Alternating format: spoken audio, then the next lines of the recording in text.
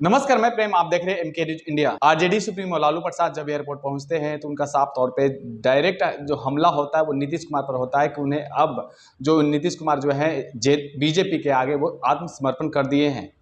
एक और बड़ी बात आती है कि जब जब सदन चलती है तेजस्वी नदारत रहते हैं। इस समय भी तेजस्वी का पता नहीं चल रहा कि तेजस्वी किस जगह पे। इसी मुद्दे पर हमारे साथ बात करने के लिए हैं जेडीयू प्रवक्ता अंजुम आरा जी। आरा जी, क्या हुआ?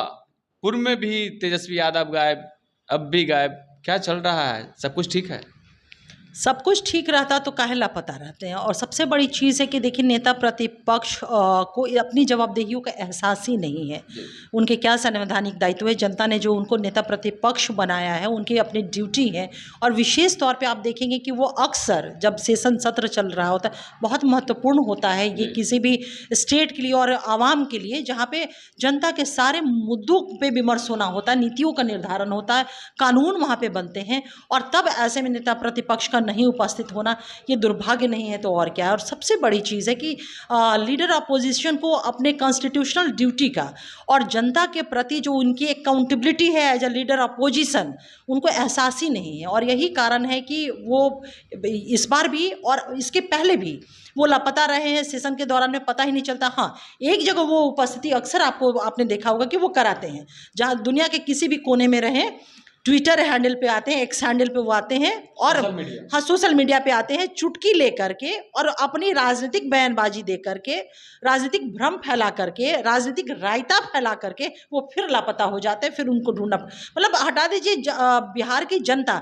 उनके वर्कर को और मुझे पूरा विश्वास, उनके विधायकों को भी नहीं जानकारी रहती है कि वो कहाँ पे लापता हो गए सेशन चल रहने के दौरान। और यही कारण है, मुझे लगता है कि चूंकि उनका नेता सदन में है नहीं, और इसके वजह से जितने ऑपोजिशन है, जिस तरह से वहां पे सदन में अनार्की मचाए हुए हैं, हो हल्ला हंगामा, सदन को बाधित करने का काम, किसी मुद्दे पे विमर्श नहीं, क्योंकि वो नेता विहीन है। तो इस तरह की हरकतें वो कर रहे हैं, उससे नुकसान किसका अल्टीमेटली हो रहा है? नुकसान तो अल्टीमेटली जनता का हो रहा है ना। आरजेडी सुप्रीमो लालू प्रसाद जब आते हैं तो एयरपोर्ट पर एक उनका बयान जो आता है कि आत्मसमर्पण, क्या सच में अगस्त में जो है नीतीश कुमार पलटी मारने वाले हैं, आत्मसमर्पण करने वाले हैं, जैसे कई जो है बातें उन्होंने कहा है। एक और जब विशेष राज्य का दर्जा जो है खारिज कर दिया गया है और विशेष पैकेज जो बताया जा रहा है वो कह रहे हैं कि हाथ में झुनझुना थमा दिया गया है। देखिए, आदरणीय लालू प्रसाद यादव जी को इन किसी भी बातों पर एक शब्द भी बोलने का नैतिक अधिकार उस व्यक्ति के पास नहीं है।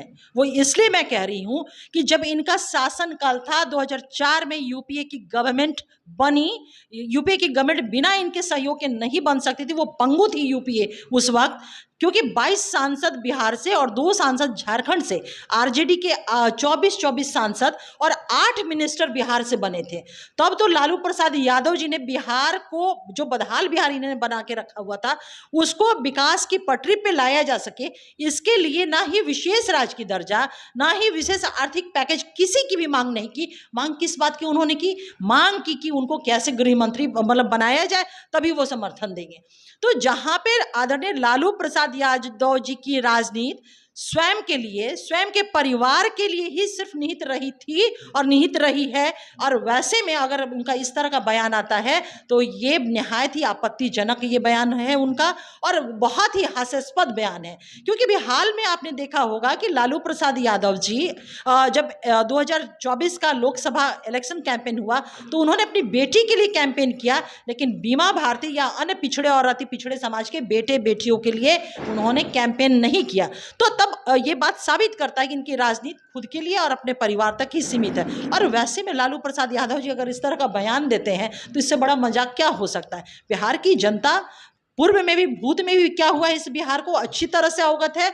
वर्तमान में बिहार क्या है और किस तरह से नीतीश कुमार जी की लीडरशिप में प्रगति के पथ पर बहुत तेजी से अग्रसर है, और भविष्य में बिहार का भविष्य किसके लीडरशिप में मतलब सेफ है, ये बिहार की आवाम को पता है अच्छे से। एक और बड़ी सवाल है और सबसे पूछा भी जा रहा है कि इसमें टाइम ड्यूरेशन भी नहीं ठीक है। 58,000 करोड़ दिए हैं, कई जो रोड मैप जो दिए गए कि बनाना है, हाईवे बनाना है, लेकिन इसमें टाइम ड्यूरेशन नहीं है कि 2 साल में मिलेगा, 5 साल में मिलेगा, या मोदी जी का जो 2047 का जो लक्ष्य है, क्या 2047 तक इस नहीं, देखिए बजट जो होता है ना, बजट वो प्रिस्क्राइब्ड होता है कितने से कितने तक का है।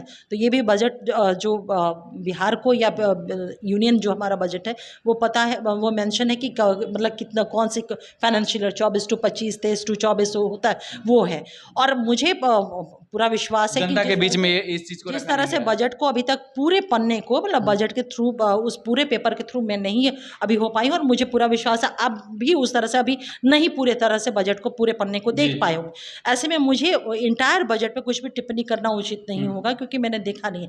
लेकिन ये कहना बहुत ही गलत है और मुझे लगता है कि जानकारी का अभाव है कि जब भी कोई बजट पेश होता है तो वो फाइनेंशियल ईयर जो बजट का ईयर होता है 1 साल के लिए वो होता है और उसमें किया जाता है। तो इसमें कहाँ किंतु परंतु है कि 47 और 46 वो स्पष्ट है कि जो बजट जिस सेशन का है उसमें का वो अलॉट होगा, एलोकेशन होगा उसका। एक आखिरी सवाल है कि बिहार में 38 जिले हैं जिसमें नालंदा जो है बार बार जो टारगेट आती हैं कि डेवलपमेंट से लेकर के टूरिज्म को लेकर के, क्या और भी 37 जिले नहीं हैं जिसमें डेवलपमेंट की ज़रूरत है, जहां इंफ्रास्ट्रक्चर मजबूत हो?